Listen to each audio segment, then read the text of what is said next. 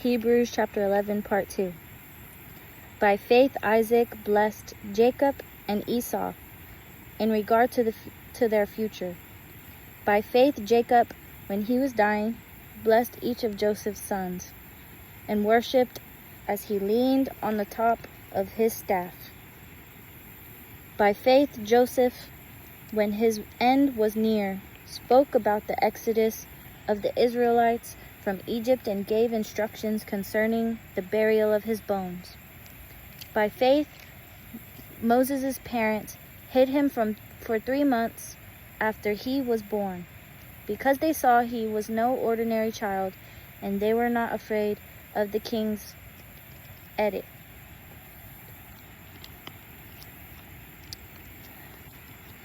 By faith Moses, when he had grown up, refused to be known as the son of Pharaoh's daughter. He chose to be mistreated along with the people of God rather than to enjoy the fleeting pleasures of sin. He regarded disgrace, for the sake of Christ, as a greater value than the treasures of Egypt, because he was looking ahead to his reward.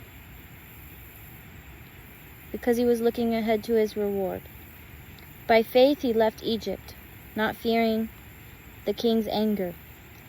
He persevered because he saw him who is invisible.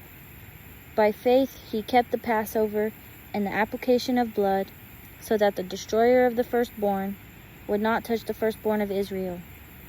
By faith the people passed through the Red Sea as on dry land, but when the Egyptians tried to do so, they were drowned.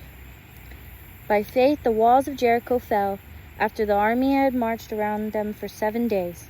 By faith the prostitute Rahab, because she welcomed the spies, was not killed with those who were disobedient.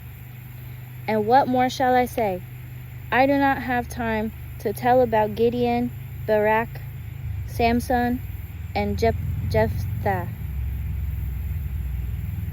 about David and Samuel and the prophets, who through faith conquered kingdoms, administered justice, and gained what was promised, who shut the mouths of lions, quenched the fury of the flames, and escaped the edge of the sword, whose weakness was turned to strength, and who became powerful in battle and routed foreign armies. Women received back their dead, raised to life again. There were others who were tortured, refusing to be released so that they might gain an even better resurrection. Some faced jeers and flogging and even chains and imprisonment. They were put to death by stoning. They were sawed in two. They were killed by the sword. They went about in sheepskins and goatskins, destitute, persecuted, and mistreated.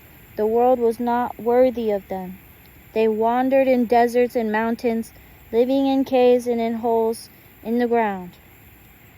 These were all commended for their faith, yet none of them received what had been promised, since God had planned something better for us, so that only together with us would they be made perfect.